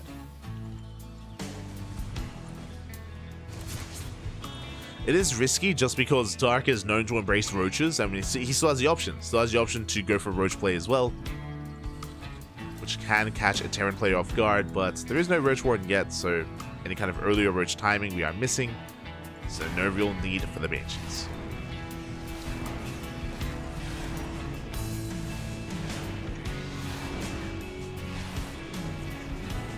Overlord gets caught out. We do have the double E-base. This I like, actually. Cheeky move here out of Bjorn. Remember, he went Viking first, and he did start Stim, and he canceled Stim. He canceled Stim, went for the add-on swap, rushing into Cloak Banshee. Now, what is terrifying about what's happening is that Dark has no reason to throw down Spores. No Spore here in the mineral line. We will throw down Spores to defend against Liberators, and there it is. We have a Spore on the edge of the natural. We should be seeing a Spore at the edge of the 3rd. There we go. They're in position for Libs. They're not in position for Banshees. They're in position for Libs and for Viking defense as well. So really cheeky move here by Bjorn. Very cheeky. We'll see if he gets away with it. It is a little bit inefficient by Bjorn because he will have delayed add-ons and delayed upgrades and delayed tech. But we'll see if it's worth it. See if it's worth it as he's landing his 3rd base, transitioning into a 5-rack setup. Has very little on the ground to defend, but will deny that Ling Scout. Gold base is being taken, a Dark double expanding, going for the 4th and the 5th base at the same time. Joining up very heavily, embracing Ling Bane. And there's a lot of pressure on Bjorn, and a lot of pressure on these Banshees to get damage done, as the Banshees are moving out. Do zoom across the map. We'll see what we can get done. Likewise, it's going to be a bit of a double-pronged attack here. We have Banshees in the sky. We have Hellions on the ground. These Banshees, they make their way over. They are spotted by Dark. Spores repositioning. Quick moves here out of Dark. But that does create an opening for the Hellions. These Banshees are zoned away. So far, Dark, he keeps up. Getting a quick repositioning. The Queens likewise rotate over. And so far, this Banshee opener has not done any damage. Uh-oh. And no damage so far. Dark, he gets away with double expanding with his 4th and his 5th and the gold. And what's scary here, right now the supplies are similar. Dark has been droning. He's been doing nothing but droning. He's on 81 workers plus a gold base. His economy is about to boom out of control. And his supply is about to skyrocket. It's about to skyrocket here. With mass Ling Bane Hydra production. Hellions, they do dive into the mineral line. They get 2 drones, only 2 workers. The Queens, they hold the line. Plus transfuse, they keep the Queens alive as well. No detection. 1 Queen goes down. But Dark holds. Dark holds. He's been so greedy here, droning up so heavily. We have a 6th hatchery on the way. And now we can focus on purely army production. On purely Ling Bane Hydra. Bjorn is moving out. Stim is done alongside 1-1. This is a 1-1 timing for Bjorn. Bailing Waddle by at the same time, but we do react in time. Quick moves out of Bjorn. Does pull away. Does a pull away. At the same time, Dark getting across the map. Gets 3 SCVs, not much more. So good defense out of Bjorn. And now he's committed. He's moving out with his 1-1 timing, with now tanks, Hellbats as well. But remember, this entire time, Dark has been building up more and more Ling Bane. He does evacuate that gold base. Gold base is evacuated. Dark catching reinforcements, at least trying to. Doesn't quite pull it off. And so far, a nice spread here by Beyond. Dark, he's collapsing in. Yeah, tanks their later siege. He collapsed on top of some of this bio, but it looks like the hatchery is going to go down. Hatchery falls, but Dark, he can just rotate over towards his fresh 6th base. Beyond is gaining ground. And she's pushing towards the 7th. Towards that fringe hatchery. Bane rolling forward once again, but it's going to be a rough engagement there out of Dark. Yeah, has to back off. This choke point is brutal. Yeah, the ramp plus the choke point. Dark cannot engage. Fringe base should be going down. Dark splitting up. Bearing in mind, Dark does not have a hive, so no Vipers, just purely Link Bane Hydra, just Lair Tech. It's going to be a tough hold.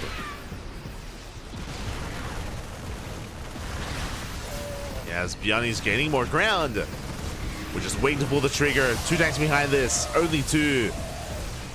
But the movement here is solid. And we're coming in for the surround. And we come in from behind. We collapse some of the tanks and we clean up the army. The tanks fall and Byan has to back the hell off. And we can keep pushing. We can't keep pushing. We catch another tank. And Dark, he's not going to stop. He's not going to slow down. The final tank will fall. Bailey's a roll in towards the mineral line. SCVs are going down. They cannot pull away. Not this time. And the mineral line will fall. Nice spread here with the bio army. Byanni does hold, but he loses 16 workers in the process. And as a reminder, no 4th CC. No 4th base. Byanni is going 3 base all in. I didn't notice, but that is 8 racks is done for Byan. So it's an 8 racks 3 base all in. Byan has no follow-up. He has no further tech behind this. It's all or nothing for Byan. And now Dark, he has the Visage Pit.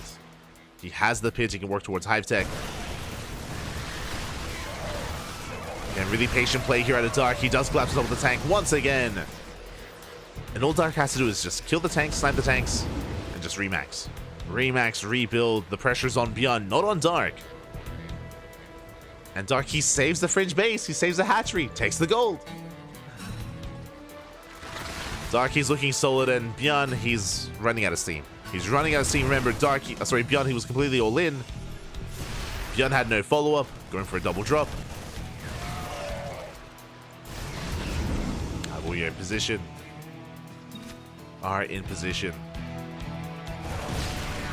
The drop is deflected. Now, Byan still has a pretty terrifying army. Like, the size of his army is quite comparable to that of Byan, to that of Dark. But we catch reinforcements. Tank goes down. Marines as well. We're going for the mineral line. Byan, what you see is what you get, and we're just collapsing on the army. Nice spread of Marines. Marines break through, but the tank fell. And now we can clean up what little is left. GG gets called, and Dark will take game number 1. Whew. GG. Dark does take a lead here. Byan pulling off the 8 racks, and Byan was getting damage done. Remember, he killed the gold, but really, really cool, calm, and collected play there out of Dark to be able to slowly, you know, dip in whatever he could, just never fully engage with the main army until he had the surround, until he had that massive flank. And with that, Dark, he collapsed on Byan's army, cleaned him up before the reinforcements arrived. And that was game then and there. Once the army got cleaned up, there was just nothing left for Byan. Dark was able to counterattack, cripple the economy, and deny the all-in. And with that, we're jumping into game number 2.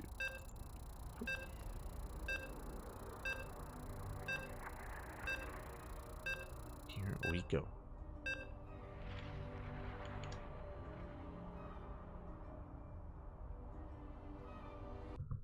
Here we go, as we are going to be settling in. Settling into that second game. Game 2 going to be on Alcyone. Let's go.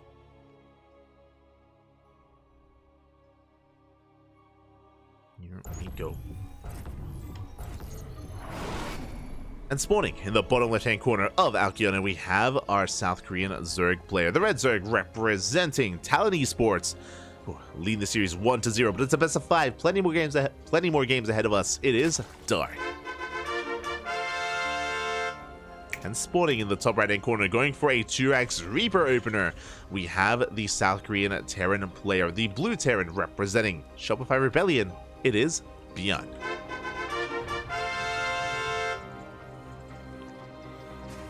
Okay, Beyond opening up with a more aggressive start.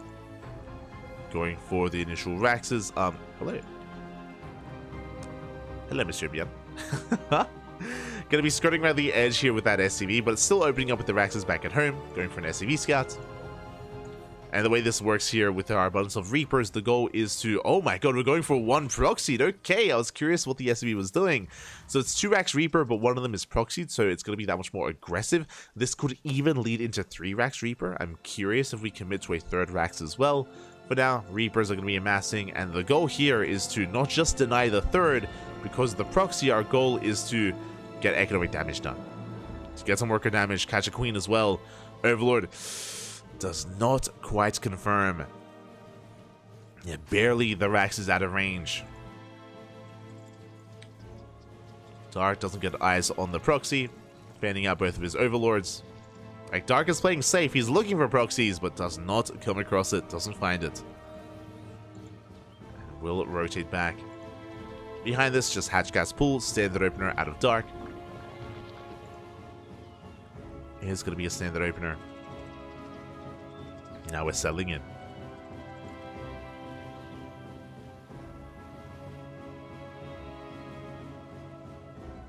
Are going to be settling in. Reapers are amassing. I'm curious whether we, or at what point we cut Reaper production. Whether we go up to 3, 4, up to 5, even more than that. That's what I'm curious about. As the first wave of Reapers have arrived, they will deny the 3rd. And we're going for the gas geyser last week. Oh god, the jukes! Very nicely done. Dark with a bit of a fake out there does manage to catch the gas geyser. Very nicely done. Gas is taken. At the same time, Reapers, they dive into the natural, trading with the Lings. Dark is in position, is buying time, and ooh, does he get the first Reaper? Reaper, it's so low! Oh my god. The Reaper is so dangerously low. As the drone is killed. And Dark expands elsewhere, takes the triangular 3rd base. We have 3 Reapers, we have a 4th Reaper on the way. Okay, just 4 Reapers. Now we're transitioning back at home, we're expanding, going for the factory. These Reapers, their goal here is to deny the 3rd, but Dark, he slipped through. The 3rd base is getting up and running, as I said, that's getting very low. Can we force a cancel? Looks like we can. Yeah, and we're not going to be able to hold on. There's the cancel on the hatchery. Nicely done. And that's been the goal. That was the goal here for Beyond. Deny the 3rd. Deny the 3rd base. Ideally we wanted a little bit more damage. We wanted a drone or 2. We did get 1, I guess. With that, Beyond does back off. And back at home, we're working towards our stim timing. There we go. The 3rd CC on the way in the main. And settling into our 2-1-1. So Beyond is going to be working towards a sim timing with medevacs. Hellions are on the way for map control. Reapers race back home to get out of range of Ling speed. Be safe against the Lings. And we're calming things down. And as we get into the mid game, I want to give the edge to Beyond just because there is no 3rd base. Damage was done. A Dark was denied. And now we can settle in. As Beyond's being quite greedy, not just going for the 3rd base, but going for double E base. Rushing into 1-1. Stim, of course, is on the way. There are those 1-1 upgrades. So there's going to be a really big timing on the horizon here with not just these upgrades, but also with medevacs and Stim. Going to be a very strong timing here for Beyond that we are building up towards. And we'll see if Dark can recover. But now he's main hunting over, saturating his 3rd. It may even be worth double expanding at this point, but the Reaper Hellion will deny that. Yeah, just making sure that there is no expansion, no 4th base, I mean. As the Dark is contained. There's that starport on the way, ready for an add-on swap. More Hellions are amassing. This should be leading to a Hellbat push, and yeah, there we go. Armory's on the way. That's going to be for 2-2 and Hellbats. So there's even that much more to worry about when it comes to the timing. Hellbat's going to come into play as well. 6 of them. And it's going to be brutal. It's going to be a brutal timing. Dark attempts to expand. Bjorn, ooh, he will deny it though. Yeah, the drone is found. We shut down the expansion. Dark going to be mining on the right-hand side. We'll take the linear fourth instead.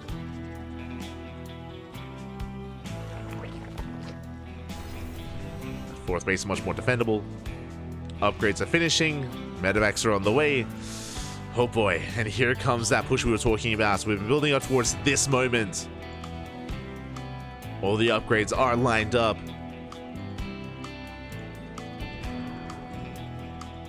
And what do we have to defend? We have 15 lings. We have how many queens? 9 queens. Okay, we do have a wave of lings coming out just in time.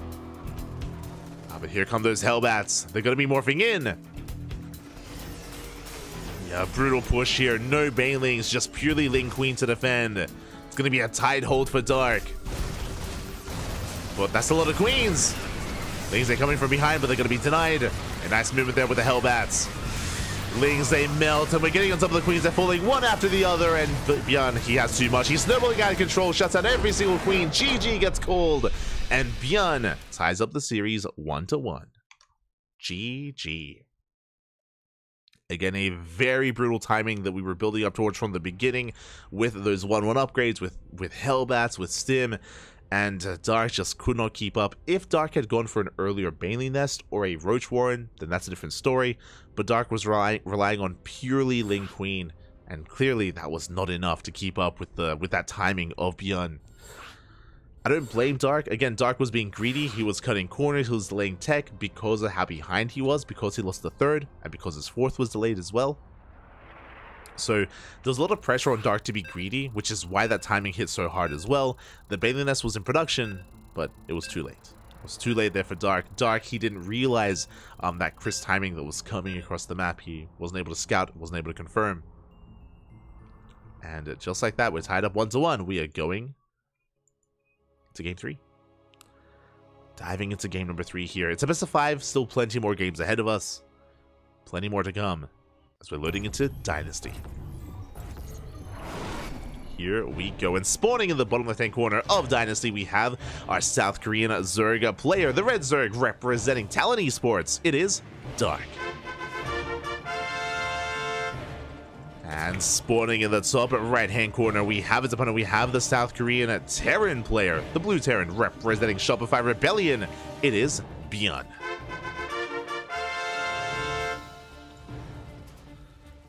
Here we go. Again, Dynasty is often vetoed. It's a very often vetoed map in the map pool. But in the best of 5, we get to embrace some of these maps like Dynasty as well. Now, very often, Zerg players will expand at the standard natural base. They avoid the gold, which is why this map is Terran favored. Bjorn can freely take the gold base, Dark cannot. So Bjorn will have an economic advantage.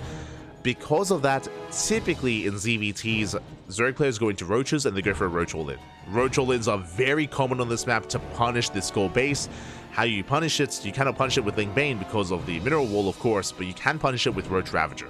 With range-based units, Roaches and Ravagers, they can deny mining here, which is why Roach play is so common on this map. Likewise, because Terrans start with range-based units like Hellions and Marines, we can't take the gold ourselves. So Dark, he has to take the linear third base instead. He can take the gold as a fourth. We can expand here on the right-hand side and take it as a fourth base instead in a longer game, if we get there. If we do get there.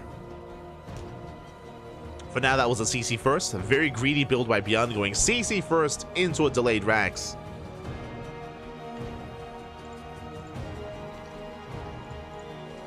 So the greed of Bjorn is real. And we'll see where this takes us. See where this does take us. Stark is going to be joining up. Just a hatch gas pool opener here by Dark. Beyond, I'm curious if we go for a third TC or if we end up going for additional Raxes. There we go. We do have our factory on the way. A standard opener here. Now, what I love about this opener by Beyond is that because of the Rax being thrown down further back, it forces the Overlord to go in further towards the main. The Overlord is now exposed and it's racing towards the pillar. Will it get here in time? Oh, wait, no, we're good. Sorry, for some reason I thought it was Marine first. The Overlord will get back in time. Not Marine first, going for the Reaper. Reaper moving out to scout. There is no wall off, so Lings will slip in. Meanwhile, third TC on the high ground.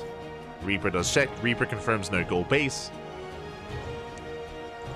And this is a bit of a give and take. On the one hand, the production is safe. The production is not exposed at the wall, so if there was a roach all in, then we'll be able to defend. We keep our production going, but Lings do slip in, and we do deny, and we do delay, sorry, the third base.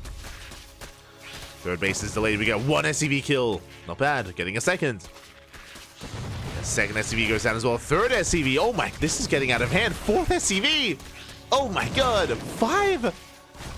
Ay. 5 workers go down. That is a brutal amount of damage. Even though Beyond goes for a CC first, even though he has the gold minerals, that does help recover. That does help even things up in favor of Dark. Whew, okay. Gets 5 workers behind this Dark, taking a third base. And we spoke about roaches earlier. There it is. A roach horn has been thrown down. Again, we very rarely see Ling Bane in ZVT on Dynasty. Ling Bane just isn't as viable, so roach play is more or less required. Not always, but more often than not. More often than not, we do have that roach play. Behind this, Beyond getting into his 3CC into Banshee. 3CC Banshee here from our Terran player. Checking the vision, Dark. What did we see? We confirmed the 1-1-1. We didn't quite confirm the add-on swap. So we're a little bit in the dark, but I do like this Banshee play. Because Roach openers are so commonplace on this map, Banshees are just the ideal way to open up to shut down Roach aggression and to maintain map control to get into a longer game. Okay, the Roaches don't shoot up. Meanwhile, Dark is not droning. Okay, there we go. Dark, we've got some workers on the way. We're moving out with roaches initially, but we're not going for the all-in. Dark is droning up, saturating his bases. He's applying some pressure here, but just pressure. Yeah, the Banshee is revealed, and the roaches, they back off. Meanwhile, we get one roach harassing. It does distract the Banshee. It does create an opening. Let's go. So one roach does deny mining time. The rest of the roaches move out on the right-hand side. Banshee is distracted, is dragged away, pulled out of position. Can we break through? Alas, we have Hellions to defend, and we're okay. The roaches are deflected. Banshee protects the mineral line. And Dark, thankfully, has been joining up. Thankfully, we have workers on the way. Gas is being taken. Lair about to finish up as well. There's that fourth that we spoke about. You can take the gold base as a fourth instead.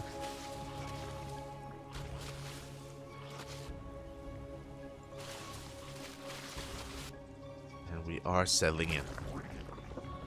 Whew. So we've kind of survived the early game. We're embracing the mid game now. Beyond building up towards Stim. Getting into 1-1 upgrades. And now the Banshees can move out. As they move out, that one roach dips back in. That one roach waddles back in. Denying mining time here at the gold. 2 deny mining.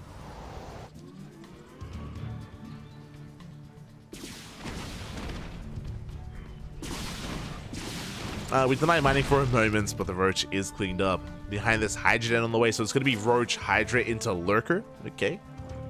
So Dark looking to head towards Lurker tech. We're getting there. My Hellions, they do dip in. They threaten the gold.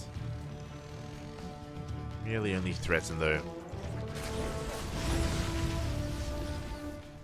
Dark does defend.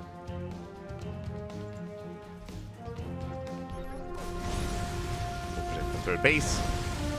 Rotating over. Hellion's going to be shut down. So far, so good. Beyond just threatening those creep tumors, nothing more. And the Hive is on the way. With the arrival of the Hive, we should be throwing down a Lurker Den momentarily. should be seeing the Lurker Den soon. As Bjorn can now be active with his drop play, 1-1 finishing up.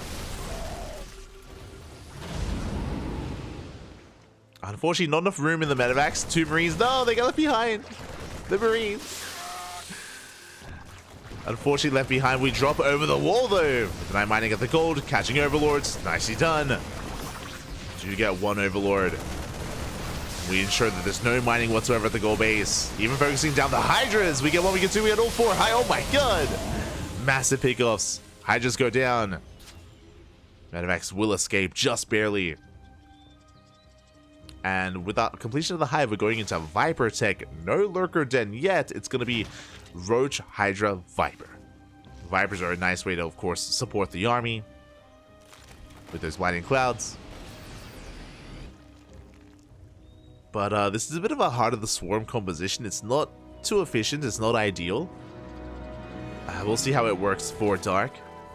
As Bjorn is applying pressure, rotating across towards the gold, sending everything over, his tanks, his marines, his hellbats even as well. And the Vipers need more time. They're out there gathering energy as we speak. Tanks are sieging up, we're coming in for a flank. Files will connect and we get 1, we get 2 tanks. Very nice surround. And Dark will shut down this push. Completely. Again, this was just an awkward angle of attack. We were exposed here towards the left-hand side. The creep was solid. And Dark holds.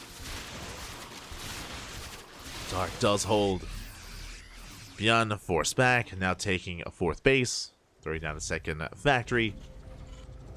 Building up towards a longer game. And now we have Vipers. And with the help of the Vipers, we can get even more done. Those bases from the other game, they're still alive. I forgot about them. We got 5 drones, not bad. Ooh, almost a 6. 5 workers go down. Dark rotating over. Blinding cloud on the first tank. And we barely have any tanks left. We yoink the final tank. It's going to go down. Both of them.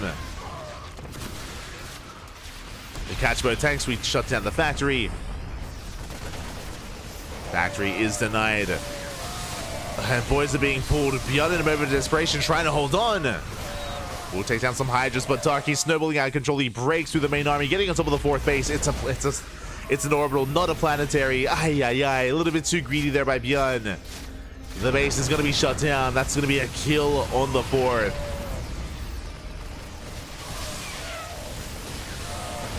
And Darky is breaking through, going for the plows once again. A tank goes down. GG gets called, and Dark will take a 2-1 lead in this series. GG. A very brutal Viper timing there because of the hive, because of the Vipers after the initial defense, after the initial hold. Remember, Bjorn lost 3 tanks. He lost 3 tanks in his move out, and that meant that he was that much more vulnerable to a ground-based attack afterwards. There were 2 tanks remaining. Vipers came in, they yoinked both tanks. There was nothing left. Without tanks as a backbone to Bjorn's army, he could not defend against the wave of Roach Hydra. GG. GG, well played. A very crisp move there by Dark. And now Dark is 1 game away from taking the series. Let's go. Again, a really rare game on Dynasty just because we rarely get to see it. And to see not just Roach play, I was getting ready for like a Roach Ravager all-in, but no, went for Roach Hydra instead. Roach Hydra into Viper. Again, a much more unorthodox style from Dark, but again, very adept, or very much so tailored to the map, to Dynasty. What I'm getting at is we probably won't see that again. we probably won't see Roach Hydra Viper again in this series. But we did appreciate it. Did appreciate it nonetheless. And here we go. We're getting into our next map, into Oceanborn, potentially the final game of the series. We go. So we are settling in and spawning in the bottom right hand corner of Oceanborn. We have our South Korean Zerg player, the Red Zerg, representing Talon Esports, leading the series 2-1, 1 game away from becoming this week's champion. It is Dark. And spawning in the top left-hand corner, we have the South Korean Terran player, the Blue Terran representing Shopify Rebellion. Down in this series, he has to fight back here and now to force that ace match. It is Bjorn. Going for another 2-Rax Reaper. Okay, now To be fair, 2x Reaper is how Bjorn was able to take a game earlier on Alkyone. If you remember, it was 2x Reaper. To be fair, one of them was proxied. If you recall, one of the Raxes was proxied. We were able to deny the third base and snowball into a 1-1 timing into a win. We'll see how much more success Bjorn has this time with no proxied Raxes. Just straight up 2x Reaper back at home. Here we go. Back at home, meanwhile, Dark going for gas first. Oh my god, my apologies. It did slip my mind. I just assumed it was going to be a standard opener, but no, Dark is rushing into the gas. It's going to be a gas pool opener here out of Dark, rushing into Link speed. This could be the beginnings of a Bane bust. This could be a Roach rush. Aggression is on the table, though. Aggression is on the horizon for Dark with a delayed hatchery. Let's go. Let us go. Now, this build of Dark is ideally designed to shut down the Reapers and snowball into a Bane bust. This is actually an opener that we've seen from Ragnarok. Oh, sorry, Ragnarok. Shin. My apologies.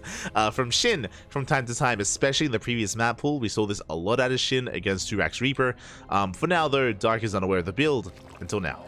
Dark now does confirm, does spot the 2 Raxes, and we're going for a Roach Warren, not a Baneling Nest. Okay. So it's going to be a Link Flood into Roaches. And we'll see if Bjorn can confirm and respond. Now, if Bjorn can get eyes on this Roach one, we should be seeing Tech Labs and a bunker. Tech Labs and a bunker for Marauder production. And we have seen we have seen Bjorn shut down these kind of builds before with 2x Reaper. He just has to confirm. Ooh, and Bjorn is denied. Now, Bjorn does confirm the the hatchery's late. Does confirm the hatchery is delayed. So he knows that there's an early pool, at least. He knows that. There we go. Tech Labs are in production. He knows. Bjorn, he does catch wind of this. Do you have our Tech Lab, our reactor as well? I mean, I say that he has his first 3 Reapers. There we go. Bunkers on the way, as you mentioned. He's getting ready for the all-in. Getting ready for the Roaches. So the bunker's getting ready. Ooh, no Marauder yet. That is concerning. No Marauders for Bjorn. Now he confirms. Now he gets eyes on the Roaches. There we go. Immediately. Immortal's on the way. He cancels the Marine. Starts up the Immortal. Concussive Shell. That was such a quick reaction out of Bjorn. So fast. He's slowing down the army. Slowing down the Roaches.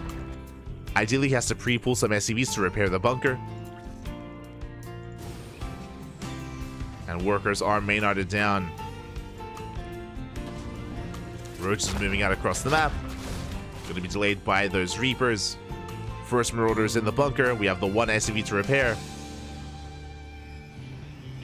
And Dark is committed. Dark, he hasn't droned. 19 drones, that's all he has. It's all or nothing for Dark.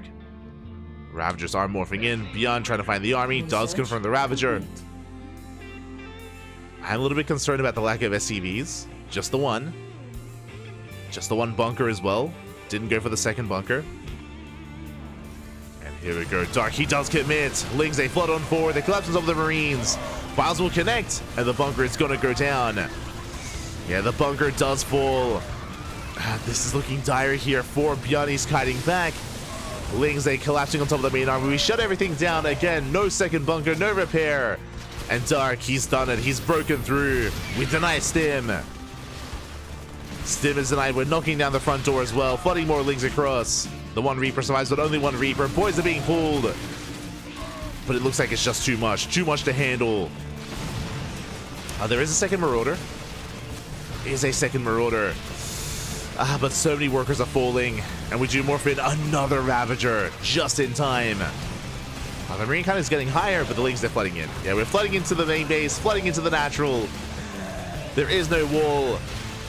Files, ooh, they connect, they shut down the Marauder. GG gets called, and Dark will take the series 3-1, becoming this week's ESL Open Cup Americas champion. GG. GG, well played. It looks like Bjorn wasn't aware how committed it was. It looked like Bjorn, he was prepared for like a Roach Ravager like pressure, but he wasn't ready for the Lings. He wasn't ready for the committed all-in. That's why Bjorn was a little bit lax there in the response. We've seen Bjorn shut down these builds before, but he didn't confirm that Lings were also moving out across the map. He didn't know how all-in Dark was. And because of that, Bjorn was caught with his pants down. They were down, Pappy. The pants were down. He was exposed. He was caught off guard, and Dark will take the win. GG, well played. Congratulations, Dark is going to be our champion this week.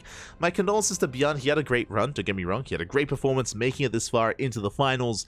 He was able to bring down, of course, Shameless earlier in the semis and bring down many other players on the road to the finals. So good performance here by Bjorn, but barely doesn't quite make it here. Doesn't force the ace match either. Made a series out of it, though. I'm happy to say that we had a back-and-forth finals, a back-and-forth best-of-5. Would have loved to have seen an ace match, but I'm happy with a game 4. Content with a game 4 here. GG, well played.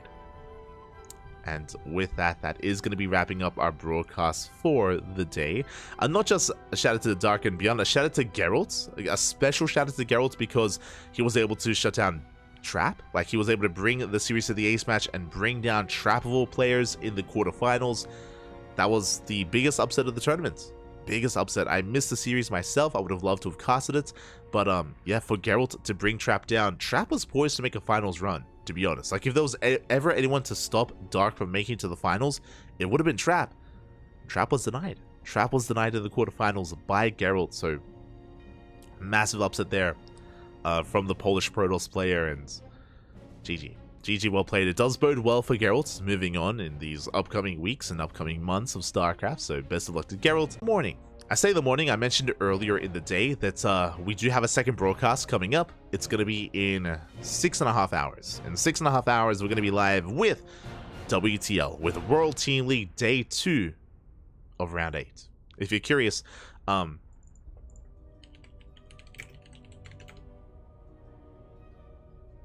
oh no, Enki! No, el hermoso. Enki, the Spanish caster, just arrived. It's over. Este Enki. Feels bad, man. Feels bad. He's like, guys, are we ready for the finals? No, we just finished. Smooch.